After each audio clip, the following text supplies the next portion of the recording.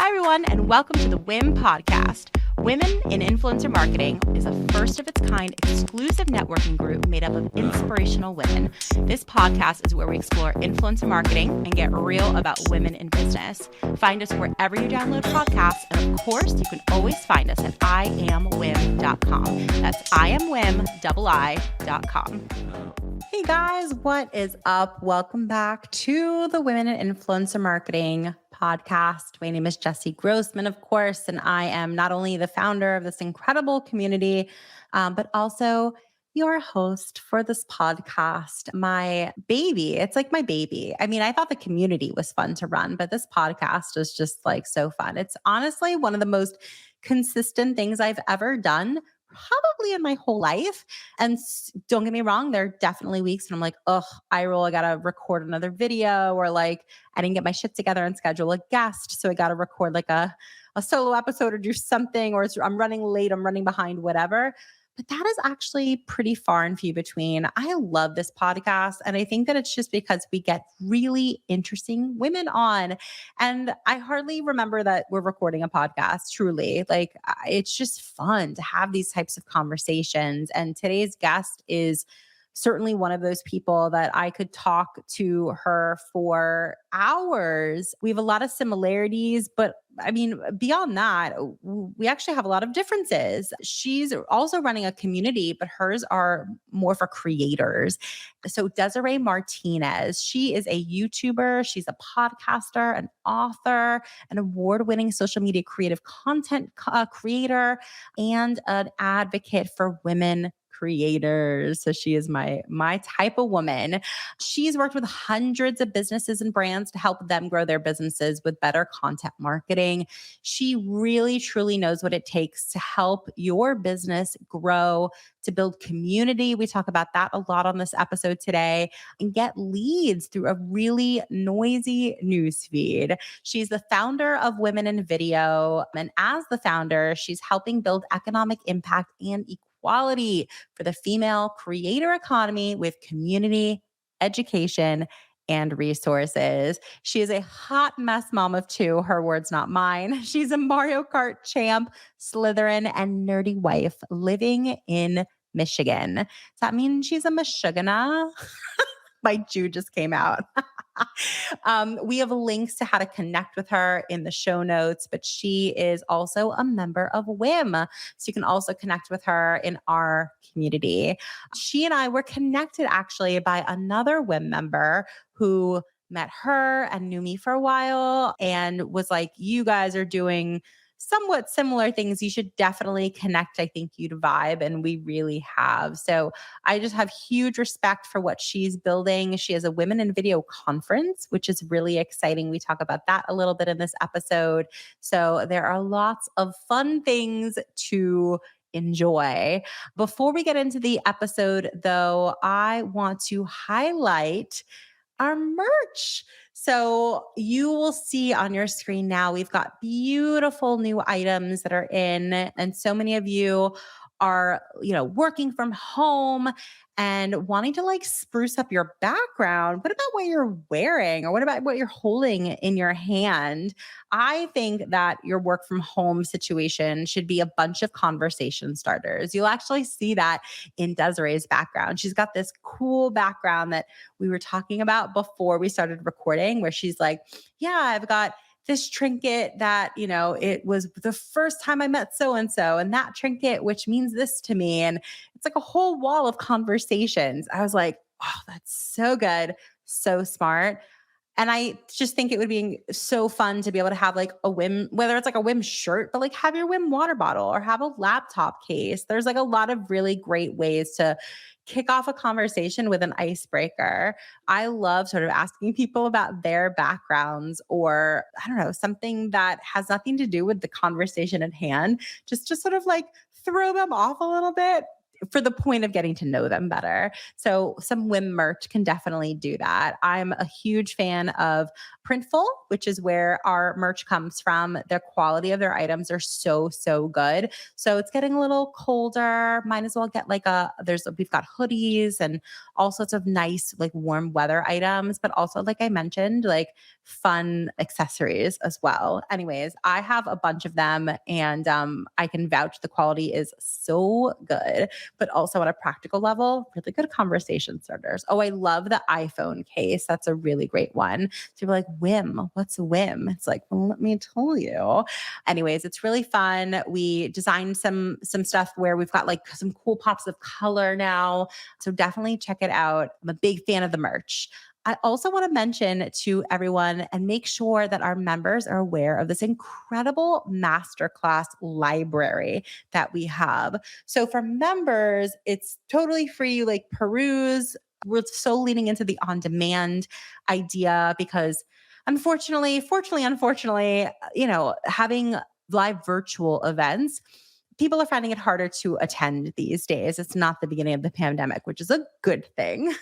But the point being, we have this whole library of master classes from how you can YouTube, all about Instagram Reels, everything from, the stuff about the platforms to, how to make a perfect pitch. We have one coming up about podcasting. We have a couple of them about paid social. We have so many different topics out there, but of course, they're all relating to influencer marketing, social media, and also just women in business. We have some good ones about like venture capital. So it's a wide variety of topics. So the next time that you're perusing, I don't know who has cable anymore, but your TV or you're perusing YouTube, that's what I peruse these days, or Hulu or Netflix, consider us as well. We have really good content. We're just producing more and more and adding to the library. If you are not a member of WIM, of course, I'm going to say you should join, but real talk, you can also just view those classes, the master classes, a la carte. Like if you want to join the membership, I know you're going to get a lot out of it. But real talk, like not everybody has the money. Not everybody like wants to commit right away. I know I have to see something and like mess around with something for quite a bit before I'm like actually convinced to dive in. So I'm not going to be that pressure sale. But if you want to like explore WIM a little bit and be like, what is WIM all about? Like you want to actually like explore one of our master classes, you can. Each one, I think that they're like $19.99. So like very affordable. You pick the topic that you're interested in, download it. You've got it. It's all yours. Members, of course, get to view them all as part of their membership fee. Anyways, I am so proud of those master classes and also the ones that we are producing coming up. We just did one on Web3, which I happen to think is a really interesting topic and I want more of our members to learn about. And like I mentioned, our next one coming up is all about podcasting. Obviously, I'm going to share with you guys what I've learned and how I think you guys could do it better. And if you're like, wait, you guys, me, I'm going to be on a podcast. Yes, girl, you are going to be on a podcast. Why? Because influencers are not just the ones that we hire on a regular basis. You might be hiring more thought leaders, perhaps. Those are the types of influencers that I know that you are. It's not just for the fashionistas and the, parenting influencers and the traditional kinds of influencers that we're thinking of. I want to encourage you to be an influencer in your own right and like get your thoughts out there. The only reason that like people listen to this podcast is because I'm consistent and I've got a lot of shit to say and I get some really interesting people on here to have conversations. That is literally the recipe for having a podcast. Of course, we're going to talk about how to have a successful podcast and sort of like the nitty-gritty of like what microphones to do and what to think about when growing and building a podcast. Anyways, if this is something that intrigues you even in the littlest bit, check out our events page because it is coming up soon. So it's iamwim.com/events. All right. Without further ado, I'm so excited for you to get to know Desiree. Again, she's a gem. She tells it how it is. And I know you're going to learn a lot from her. So enjoy. This is Desiree Martinez of Women in Video.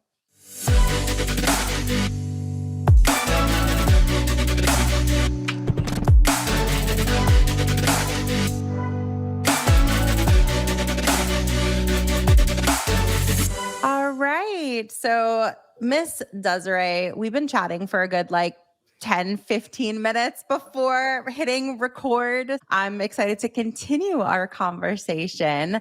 We heard quite a bit about you in the intro to this episode. First of all, warm welcome, first and foremost. So, thank you for joining today.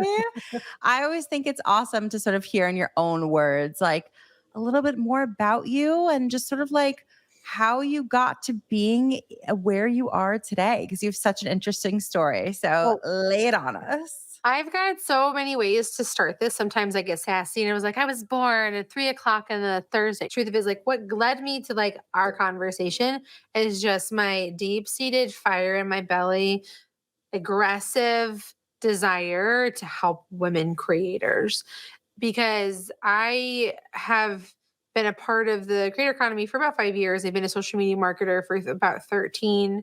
And it's so interesting to me how we make all these strides technologically and socially and culturally. But for some reason, whenever something starts or becomes new, there's like this fight for women to have equal pay and equal representation. And I was like, why is it that men, white men specifically, always dominate things and then push us down and then we have to fight for it? And then there's this constant state back and forth of devaluing and deconstructing what we're doing. I've always thought that it's been super messed up. I got into the creator economy because I have a social media marketing agency called All in One Social Media that helps businesses manage their social media with package based services while putting military spouses to work as social media managers. And my husband was in the Air Force at the time. In our community and our base, like, the women were not able to get jobs. We have this Facebook group for every base around the country for spouses. And it was one of those things, like, I can't get work. Like, the town will not hire me, even as retail or fast food. And I was like, this is super messed up, because I actually grew up a military kid. My mom had this exact same mission happen to her. And I was like, how is this still an issue 25 years later, especially when we have so many great opportunities for making money online? So I started to teach women how to be social media managers, and then I'd hire them so that they could make money passively with a company that understood their lifestyle, their jargon, their needs, and things like that. And so, because it was military life, my husband came home and was like, hey, we have orders to move to South Korea. And I was like, awesome. How the heck am I supposed to keep growing this agency if I don't have a way to get leads, go to conferences, talk to people? And so I turned to YouTube as that solution, because I could teach people about social media by answering their common problems. And it just turned into this thing I absolutely was obsessed with. It's like my favorite thing I get to do. It was a wonderful creative outlet for me. And in addition to being something that was really effective as I continued to get better and work through my really awkward kinks as a creator that we all have when we start. And it was just this thing that kept growing and growing. It still, to this day, is a fantastic lead source for my agency. It allows for us to continue to make money, put military spouses to work. And I've added additional revenue streams from it, like through the Amazon influencer program, through sponsorships, through affiliates, through courses, through syndication, all with my 35,000 subscribers. So it's just one of those things for me that I really love it as a creator. But the thing that pushed me to the women of video, which is where women us have the alignment, the connection, is there's a conference in the industry called Social Media Marketing World. And I really was a big advocate for this conference at the time. But they were like, we're going all in on YouTube. Like, we think this is the future of marketing. And when they announced all of the speakers at their conference, they were all men. It was 4 white dudes and 1 man of color. And I was like, why would you do this? 60% of marketers are women. So rather than getting mad, I came up with the solution. And I was like, hey, how about we did a panel called Women of YouTube? And we could talk to marketers about how to work with women creators on YouTube and what they can do and how it can be a return on their investment. And they turned it down, even though they liked it, because they were just full. And so I turned it into a live stream with a company called TubeBuddy, which is an extension for your YouTube channel. And it went off fantastically. And people at that same conference that I was at, because I did it the week before, people are coming up to me asking me, where can we get more? I want to do some more. I love hearing these women and these stories. And I kept getting asked. And so I turned it into a podcast. And so the Women of YouTube was born. In 2022, we rebranded it to the Women of Video, because at the time when we even started that podcast, TikTok didn't exist in that way. Video wasn't anything but YouTube. And so since then, we've branched out to expand what we're doing. Plus, you should never build a brand on a proprietary trademarked name like YouTube or Facebook or something. And so since then, we've been telling the stories of women YouTube creators to inspire other women to start and keep creating on YouTube and other video platforms so that they can build economic impact and equality for themselves as creators through education, resources, and community. I'm so obsessed with your story. So we were introduced actually by another WIM member, Kristen. Shout out to you, girl. You sort of made history here. And like, we just had an initial call. I'm like, I thought you were great. We just had a pretty short call though. And then I started looking at your content after, and like, honestly, I was hooked. Your content is so good. And I'm just so impressed by like what you stand for. Obviously, we're like very much pro women and trying to get women's voices out there. There's a lot of synergies. I think that's probably why we were put in touch in the first place. But I'd love to talk a little bit about community because it's such a buzzword in the past like year, couple years for sure. And you see all these really incredible, exciting communities take off and they have like a complete life of their own, regardless of sort of what it started out as. I think that people who are listening today, whether you're on the brand side, the agency side, the influencer side, maybe you are an influencer or a manager, absolutely needs to wrap your head around the power and the possibility of community. So I'd love to just start by asking you, what's your experience building a community? Because sure, it's incredibly successful now. Everybody starts at zero. And where do you see your community going? So I think that community is like the new online buzzword. And I think that because it's talked about so much, I worry it's going to get a little devalued and people are going to get sick of it, kind of like synergy, like those kinds of things. The thing about a community is like with whatever you're doing, whether you are an individual influencer who's trying to impact people through whatever you do, or whether you're a large organization like a big corporation like Apple or Starbucks, whatever, your fans, your prolific customers, the people that just keep coming back to you because they like what you're doing, they like your messaging, they're just relating in some way, shape, or form, they like your style, those are your people. Like essentially think of your community like those are your people. Those are the people that you call, you turn to when you need something. Like I need comfort, I need help, I need resource, I need solutions, I need someone to cry on. Like those are your people. Kind of like how we as individuals are trying to like build our tribe of small people. Having a community is essentially a bigger tribe around a specific theme. The more specific your theme is, the more specific purpose you have, the more it's very clear what you do and what you offer, the more successful you'll be. Like we've heard a lot, especially in the past year or two, as the creator economy has blown up, is you have to pick a niche. Like you have to be in a box, they have to know where to put you. And while that can seem a little creatively limiting sometimes, it's really important for building out foundational community needs. When we started off with the women of video, we were the women of YouTube. And so being able to specifically find women YouTube creators to talk to them, like that built up really solid foundation for us.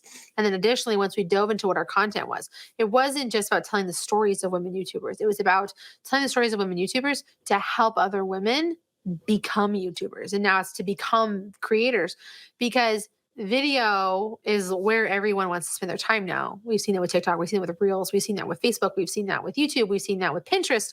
We've seen that with Snapchat. It just is where we spend our time now. It's how we consume our content the most. And being able to know, okay, how can I turn my 60 seconds to 5 minutes into money is a question. So I always ask people, how do you make money? And so the fact that I have the uncomfortable conversations with people that for some reason we societally have decided that we don't talk about money in politics, which I think is super stupid because if you don't talk about it, you can't know and you can't help with change.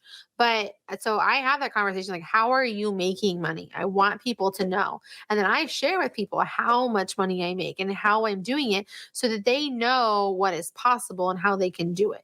Because I think when people talk about becoming a YouTuber, they want to do it for adoration for fans and because they think that they're going to get a lot of money off of AdSense or from like Reels bonuses and things like that. When in fact, that's for the vast majority of creators, it's their smallest income stream.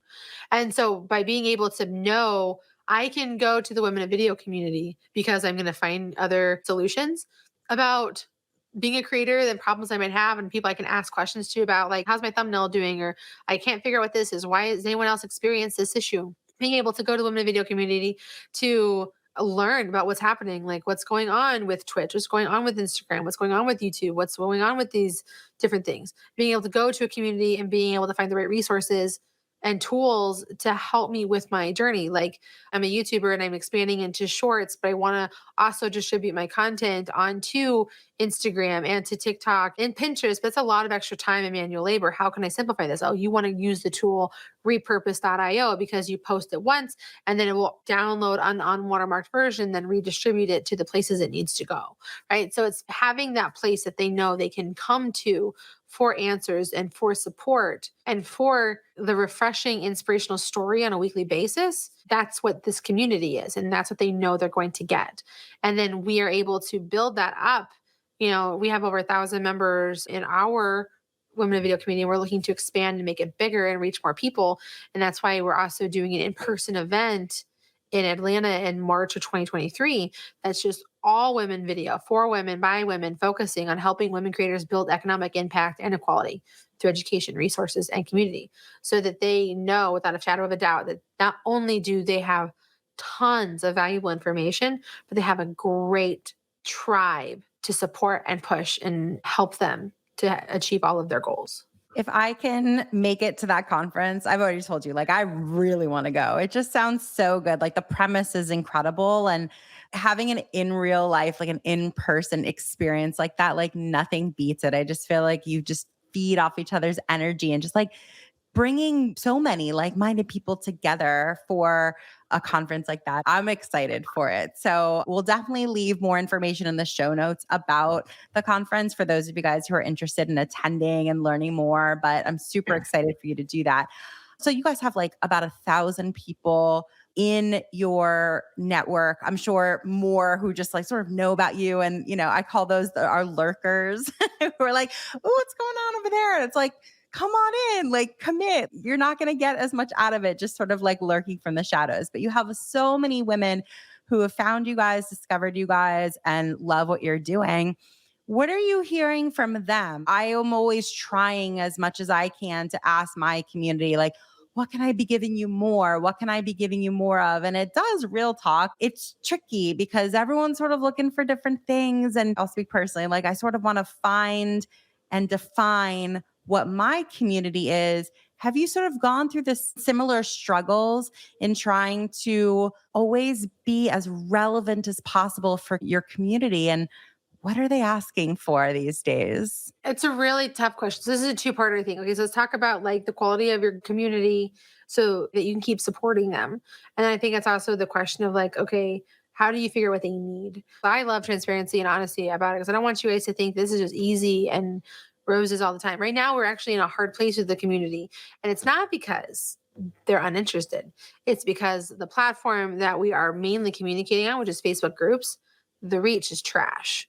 And it's hard to connect people, especially because like you have these like community expert people that are like, oh, it's still relevant. And if you're posting and being active and it's like, no, it's not that simple. Cause you have to think too, a lot of people are not using Facebook as much anymore. And so we're in a process internally as our organization of switching to a new place to communicate and to be able to make sure our messages are getting pushed the way that we want them to, so that they're able to get them there. And then also because of the reach issue and we want to have a growth issue, the creator economy is really cluttered. And so and there's a lot of companies that are leading in the creator economy that have bigger budgets.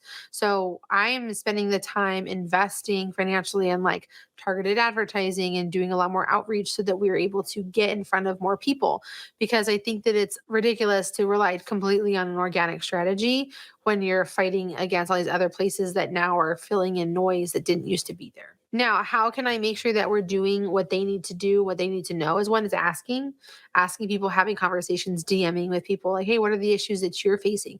And talking to other people who are in the creator education space, like, hey, what are the issues that you're seeing your audience needs? And filling in some of those gaps and providing answers. And sometimes it's having answers for things and solutions for things that they didn't know that they needed. And the polls for the creator economy. And so when things come in, I'm going to share them with the audience about stuff so that they know what's going on. Like when we recorded this, Instagram was trying to figure out how to do media kits through their app. And so I had shared an article from Instagram that talked about how that they're working on that. Because again, being an influencer and a creator, you need to know how you can make money, and it's another opportunity for that. So it's really answering the questions that they have and meeting their needs, but also having answers and meeting needs they didn't know they had. And what are your thoughts on the media kit thing? Because I have so many, but you go first. I think that Meta as a whole needs to pick a lane. And I think that they are just struggling. And I think that they are not listening to their community. They are not paying attention to what people want. And I think that they focus too much on user experience versus the people that allow for their platform to have success, like business pages and creators.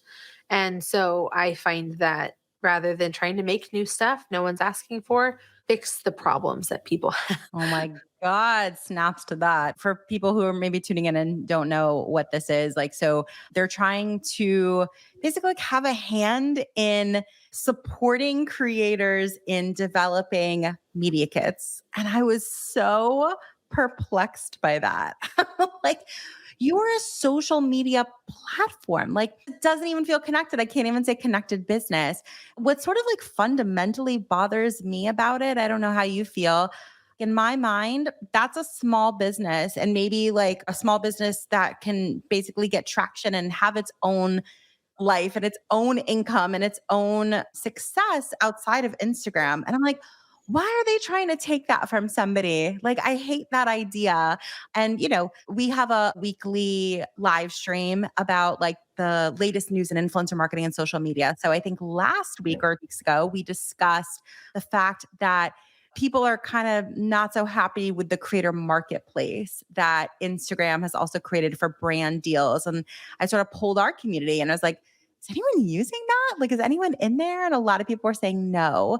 And I'm like, why are they in that space? And I agree with you. There's so many bigger problems that are not fixed yet that like should be fixed. Why are they focusing in so many different directions? I think that honestly, for me, when I think about what they're trying to do, is that they think that well, where everyone's hosting, we should be helping them with all these other things that they have. Like, oh, creators need sponsors, let's connect them to sponsors, without realizing that there's literally sponsorship coordinators with almost every major company. And then there's like communities like WIM, where it's people that are in charge of helping influencers from an agency or from a brand perspective or a marketing perspective, PR perspective, that find them to pay them. Because Facebook and Meta is like, well, we can help them, then we can get money for helping them. And all of these other things that exist are like, no, we don't want to do that. We don't want to get charged more or let the influencer lose money. So we're going to go directly to them and create terms that make sense. Like they're not paying attention. I listened to this really great curator community podcast called Colin and Samir. They said something perfect this morning because they're talking about the whole Twitch disaster that happened about a week ago. And this is something that companies need, especially on that level. They need someone whose job it is to be the creator liaison. They need someone whose job it is to talk to creators and be the sound of reason in those rooms when people are trying to come up with solutions for things people have. YouTube does not have like an influencer brand partnership portal.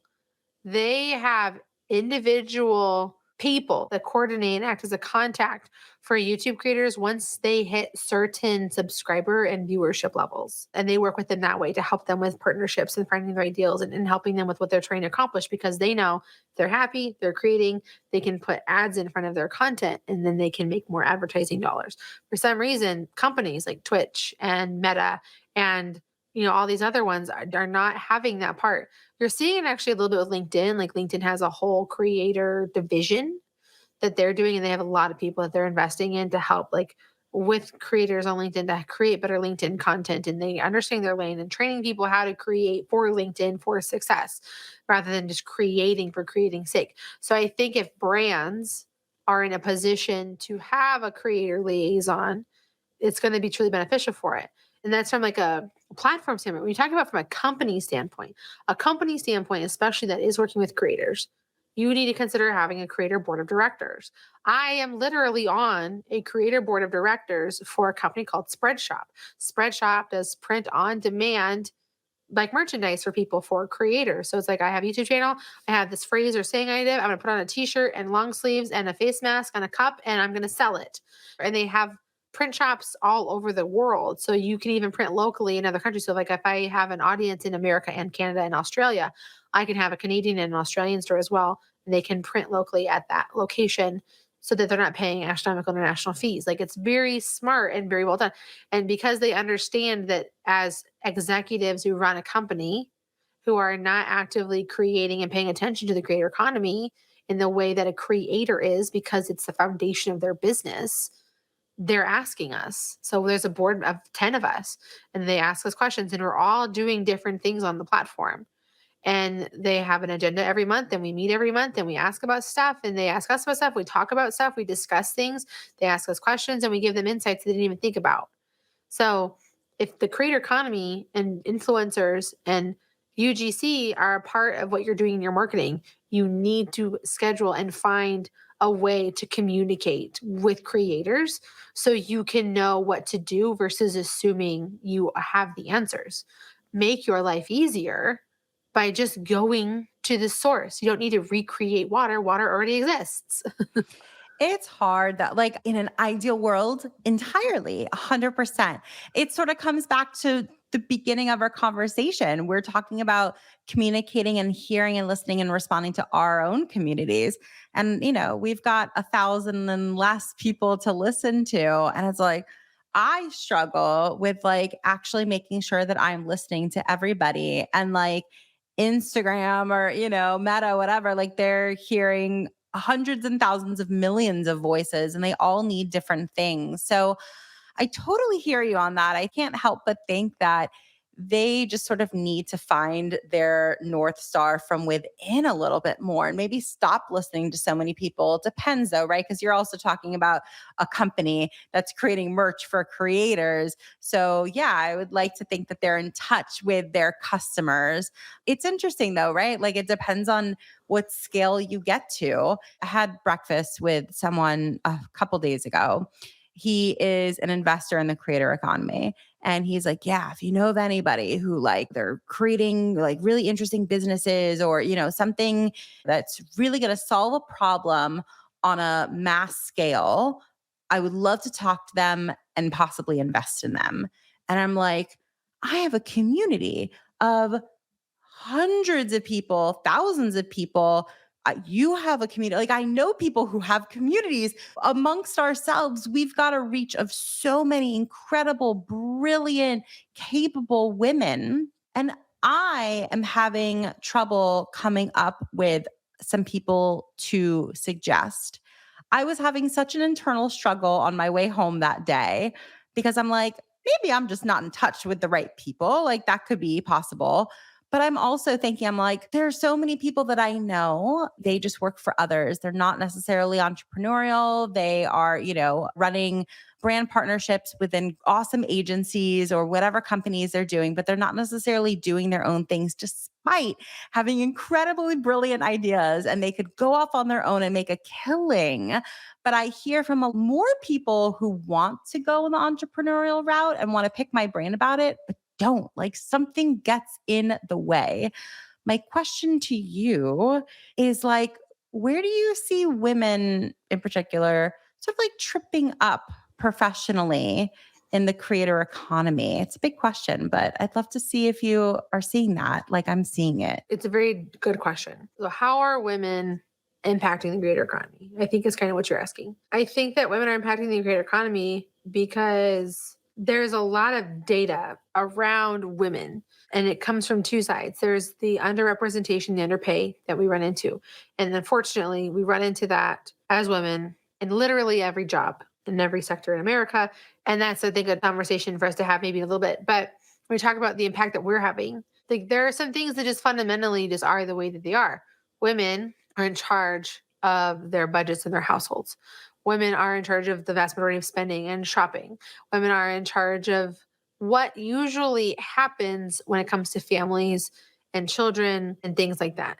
Men have their places. Their stuff is usually around executive decision making, kind of ultimately, while women do the managerial multitasking pieces. And we can see countless TikTok videos and reels that kind of talk about that and like how to fix it and how to stand out and how to like lean into it and that kind of stuff. Women's impact on the creator economy currently is around we are here and we are loud and we are creating. And what we need is support from brands and algorithms to have attention. Women make up less than 12% of the top 25 trending videos on YouTube. In fact, in the top 30 earners from YouTube in 2021, there was 4 women in that list, and 2 of them were children. When you talk about things like how much, from a brand deals perspective, how much women make versus men, there are more women influencers on the platforms, but they make less money than men, dollar for dollar. And I think that the issues is women need support from companies, algorithms, and to understand like this is why we are here. Like we're here to help and solve problems for 50% of the population. Like the fact that women are a niche, 50% of the population is a niche is a total problem. But we have to keep showing up as women creators also to help with that disparity, to help with the struggle, to show our genius and bring things to life and what we're capable of doing. So when you have opportunities to stand out and to shine and to be present, to be a leader, do it. So like for example, like in my video, if you're not listening, I have a little box here on my shelf and it has a bunch of colors on it. This is done by Sarah Clark. She is Sarah Ray Clark. She is an artist who does coloring books. So what she does is she buys coloring books and she does incredibly detailed, turns them into works of art from a coloring book. And she talks about crayons and how she sketches and how she does it and her techniques and things like that. And she created these color palettes. So it's kind of like when you go onto like Pinterest and you're like, I want to like repaint my living room. And then you go find the swatches of the different colors. Like there's 5 to 6 colors on there. Like these go well together. This is a good theme. She created a whole box of them because she had created this digital product that was wildly successful. And she has sold over 6,000 of these. And she has a following of about 125,000 subscribers, I think, when she did this. And she got featured on, I forget his name, something Navarre. He used to be the creator coordinator for YouTube and he started his own sort of thing. And he featured her and talked about how she's doing it, what she's doing, and how she's having an impact. These are the kinds of things. Keep making, keep innovating, keep being the leader and making and doing what you want to think. And don't let anyone tell you not to do it because you know your audience, you know what they need, you know what they want. And the more you can succeed, the more the rest of us can succeed behind you. And I'm not saying this to put pressure on anybody. It's just to hopefully inspire you. Like if you do it, then other people can do it too. Someone has to be first. Someone has to be second. Someone has to be third.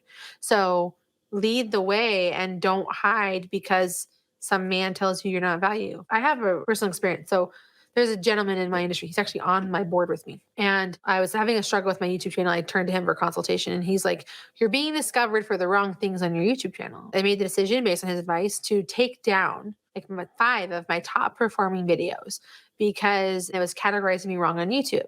At the same time, it was to double down on the content I want to be found for and known for. Because I did that, my channel has been on this slow decline, half the viewership, half the ad revenue over the past year. And now I'm having to reach out to someone for a new consultation.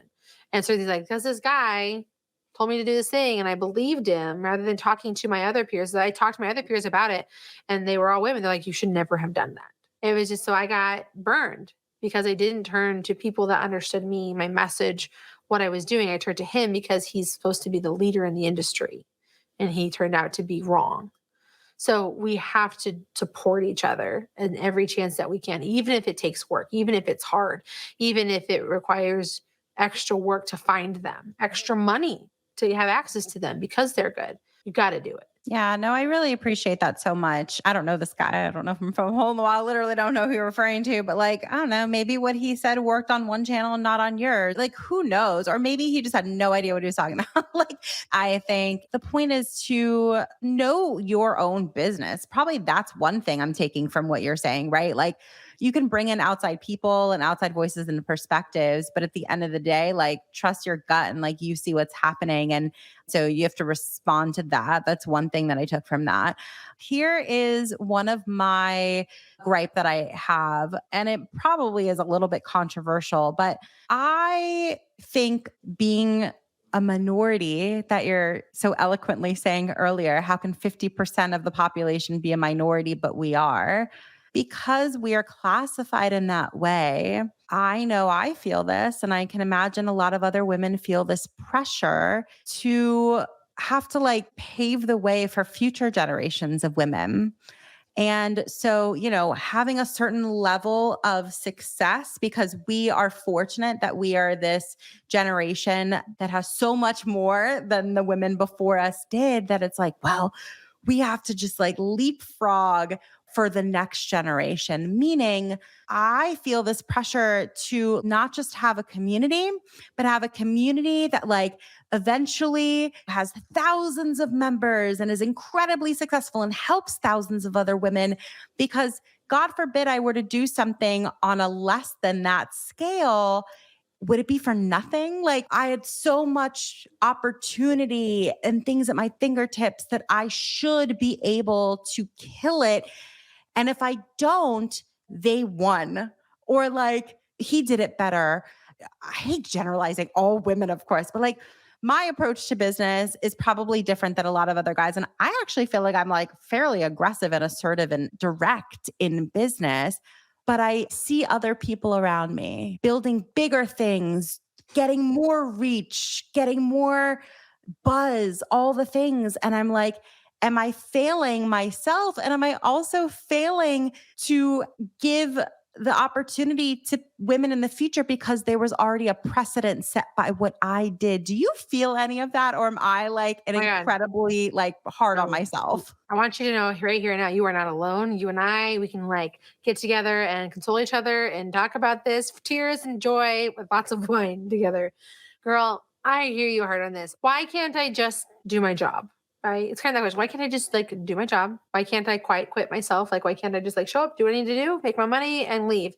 No, I have to be in this constant state of like, oh, I need to help change the world. I need to help progress. I need to help grow. I need to help be an influence and change lives. And I think that the reason for women like you and me, it's because we're hardwired that way. There are a lot of women out there that are not.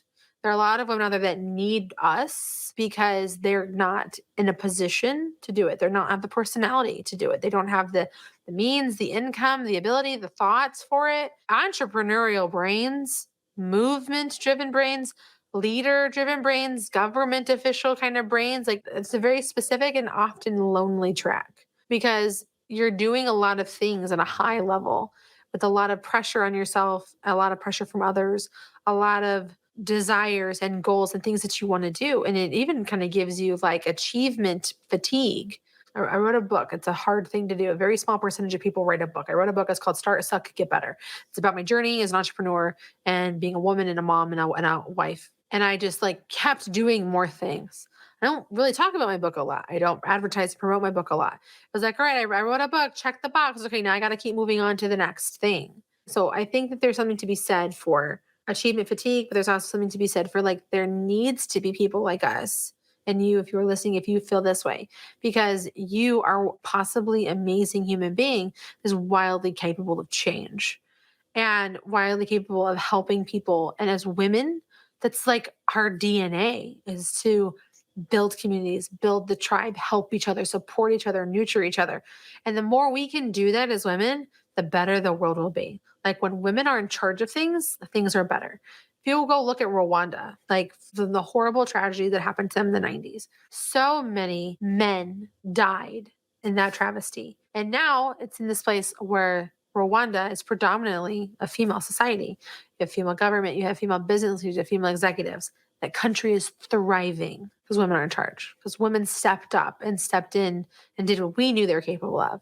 And so whenever you are feeling alone or that like, why can't I just do this? Why do I have to put so much pressure on myself? Why do I have to make this hard? Why am I trying to make this so much? Keep going because it means that you're doing the right thing.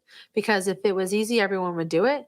And you would feel so unfulfilled and so unhappy because you didn't do everything you could to try and make change. I also think that it's an incredibly powerful thing to just be more open about these feelings, right? Because even like talking to you and being like, oh shit, like she totally gets it. This like pressure that we feel as women.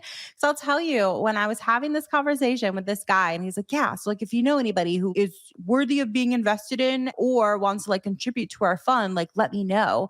And I was so mad because I'm leaving there and I'm like, I literally know hundreds of brilliant people.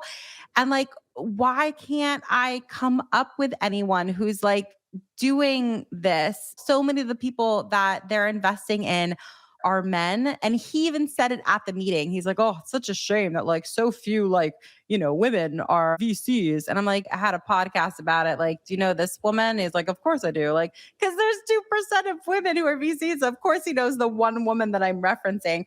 My point being is that I've been trying to like dissect what I feel about this conversation since it happened. I do think that having more women who are the investors would make a huge difference. You mentioned you're like women, we're builders, we're connectors. A lot of us are very nurturing and like want to help each other, which I think is like an incredible qualities to have. There's just not one path. There's not one path for anyone, even a man. I think that my suggestion to you as a fellow builder is to one, pitch yourself to him for investment if that's what you'd want to do. And then I also think to present the opportunity to the community as well. But I also think it's to keep going, like keep doing like this proves like if it's hard for you, if you can't think of people, if the things aren't there, you need to keep doing what you're doing because it's so necessary. Yeah, no, I appreciate that. I'd be lying if I didn't say, like, what about me? The day after, I'm having conversations with other people that I had scheduled, and the littlest semblance of like an idea. And I'm just like, maybe I should like connect her to this person's like, they could build something to be like good enough for this guy. And I'm like, oh, I hate that. But then I'm like, ooh, maybe WIM should be its own VC fund and maybe we should invest in 100%. women. And So there's this awesome bank that's for the creators called Creative Juice. It's run by women. Her name is Seema, and she got a bunch of VC capital to start with this. And their whole mission is to invest in creators, specifically women. Like it's finding this kind of Spotter. Spotter is a company that has $1 billion valuation, and they want to reach more women because they see that they have a book of business and it's so many men. There's not a lot of women. A lot of women are discouraged from thinking that they can work with a company like Spotter and do that kind of stuff because they don't have an existing book of library and a large track record and examples of like successful women through their program. Like there are so many companies. There are DEI, diversity, equality, and inclusion initiatives for a reason with so many companies because they are not able to have it. StreamYard, the tool that we're using to do this. Their marketing manager is a woman, and she's constantly finding that she's like, I hate the bro mentality that we keep finding ourselves in with all these events that we go to, like Vid Summit and VidCon, and then even like with our own YouTube channel and the people on our team. It's because men are creating this, and so they just create this bro culture, which attracts more bros. And she's like, so I have to be this female voice of reason, asking and pushing for more initiatives to do things like Women in Video, to figure out how to partner with companies like WIM. And so it's just a lot of that kind of stuff. And it's knowing that like there are initiatives for women and there are things for women to do. It's just we're fighting a really big uphill battle while men just cruise along their nice little flat path. I will say, I could talk about this with you for a very long time. Oh yeah, for sure. It's a great conversation because it's a very relevant conversation. There's no solution to it. We're problem solving as we're talking about this, but like, you can't look left and right. You just got to keep doing what you feel is the path that you should be on because you hear this from creators all the time, right? It's like, oh, how did you become this creator with millions of followers? Most of them are like, oh, I mean, it just started because I was like really into knitting. Like I was really into like this hobby, whatever the hell it was. But they just genuinely loved it. And then coupled with a business savviness, because you got to have that as well, of course. And like all the ingredients were there, but it didn't start by defining the end result. It didn't start by saying, I'm going to do this. Like at the end, I wonder if this could be a bit of a distraction, by comparing yourself. And I wish we didn't have to compare ourselves. Like, I wish we could just continue to like trust what we're doing. And like, what's a real measure of success to me? It's actually not even having to go through a venture capital fund. I've said this in the past on our podcast. Like, venture capital, they don't just hand you money for nothing. They hand you money for ownership and control of your baby, the thing that you've created. And it's like this weird marker of success if you've like had like a round of, funding from like venture capital. like, ooh, like they have venture capital money. And it's like this clout chasing, it's like a misnomer because actually, if you've been able to successfully build up a company where you haven't had to give up any ownership of your company to somebody just in exchange for money, that's actually way more successful in my eyes, but I digress. 100%. It's like chasing vanity metrics. Like, ooh, venture capital. Like when I was at VidCon, I did a channel review with this guy and he was talking about he got venture capital and he was doing all this stuff because he has this tool for live streaming, but it's not like a StreamYard where like it's accessible for everybody. It's like for like fancy live streaming, like luxury live streaming. I was like, okay, cool. He's like, I got venture capital. I'm like, then why are you coming? First of all, why are you coming to me for a channel review? And number two, I'm talking to him and I'm like, everything you're saying is bullshit. Who cares about how many people are on your stream? How many of them are customers? Like there are so many people that forget about like the important parts. There are so many things that get funded that just are failures and they tank and it's horrible. And there are so many things that do well and it's just they bootstrap the shit out of it to get there. And so I think the sooner we can stop chasing specific things and vanity metrics and whatever misleading numbers you think that you need, the sooner you can focus on what you need to do, which is asking yourself, what do I need to create? What do I need to do to build an audience that will give me money? Yeah, definitely. How do you solve the problems? Like, what are the problems to solve? And like, what's the best way to do it? I listened to your podcast. I'm excited about your community and the conference and all that stuff. And it's like, sometimes we need to take off our marketer hats or like professional hats and just be like a straight up consumer. And it's like, why am I attracted to your community? It's because like I can go in there and get some like really awesome wisdom, some really awesome perspective, and just like take that and run with it today. Like it's really practical advice. And it's like from a hive mind of women who are in the same position that you're in.